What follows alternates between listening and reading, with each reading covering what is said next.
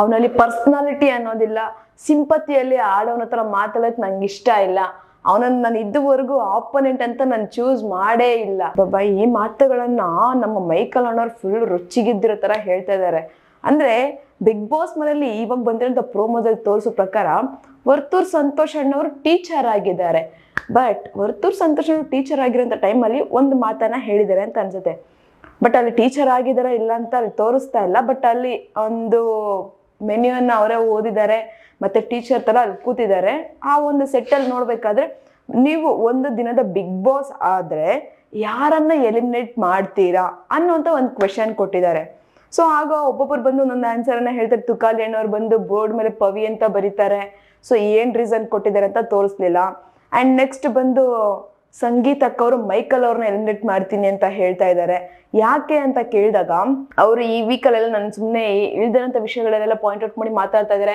ನಾನು ಅಂದ್ರೆ ಅವ್ರಿಗೆ ಕರೆಕ್ಟಾಗಿ ಅಡ್ಜಸ್ಟ್ ಆಗ್ತಾ ಇಲ್ಲ, ನಾನು ಅವ್ರು ಕನ್ಸಿಡರೇ ಮಾಡ್ತಾ ಇಲ್ಲ ಯಾವುದ್ರಲ್ಲೂ ಅಷ್ಟೇ, ಒಂದು ನೆಗೆಟಿವ್ ಆಗಿ ನೋಡ್ತಿದ್ದಾರೆ ಅನ್ನೋ ಥರ ಒಂದು ರೀಸನ್ ಅನ್ನ ಕೊಡ್ತಾರೆ.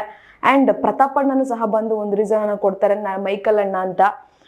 ಸೊ ಅವ್ರು ಯಾಕೆ ಅಂತಂದಾಗ ಬೇರೆಯವ್ರ ಹತ್ರ ಹೋಗಿ ನನ್ನ ಬಗ್ಗೆ ಇಳ್ದಿರೋದನ್ನೆಲ್ಲ ತಲೆನಲ್ಲಿ ತುಂಬ್ತಾ ಇರ್ತಾರೆ. ಆ ಟಾಸ್ಕ್ ವಿಚಾರದಲ್ಲಿ ಆಗಿರ್ಬೋದು, ಬೇರೆ ವಿಚಾರದಲ್ಲಿ ಆಗಿರ್ಬೋದು ಅಂತ ಒಂದು ಮಾತನ್ನ ಹೇಳ್ತಾರೆ. ಬಟ್ ಇಲ್ಲಿ ಅಗೇನ್ ಮೈಕಲ್ ಅನ್ನೋರು ಬಂದು ನಿಂತ್ಕೊಂಡು ಯಾರನ್ನ ಎಲಿಮಿನೇಟ್ ಮಾಡ್ತೀರಿ ಅಂತ ಹೇಳಿದಾಗ ಸೊ ಪ್ರತಾಪ್ ಅವರ ಹೆಸರನ್ನ ಹೇಳ್ತಾರೆ.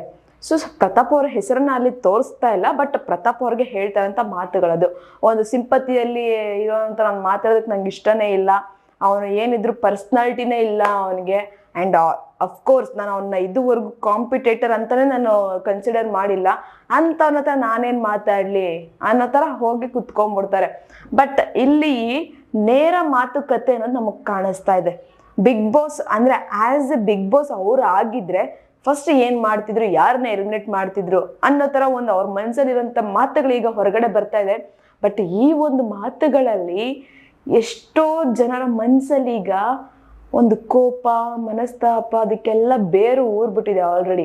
ಯಾಕಂದ್ರೆ ಒಂದು ಸ್ಕೂಲ್ ಟಾಸ್ಕ್ ಚೆನ್ನಾಗಿ ನಡೀತಾ ಇತ್ತು, ಈ ಬಿಗ್ ಬಾಸ್ ಅವರು ಇಂಥ ಟಾಸ್ಕನ್ನು ಕೊಟ್ಬಿಟ್ಟು ಅವ್ರ ಮನಸ್ಸಲ್ಲಿ ಮತ್ತೆ ಒಂದು ಕೋಪದ ಮತ್ತೆ ಬೇಜಾರಿನ ಬೀಜವನ್ನ ಬಿತ್ತನೆ ಮಾಡ್ತಾ ಇದ್ದಾರೆ ಅಂತ ಅನ್ನಿಸ್ತಾ ಇದೆ.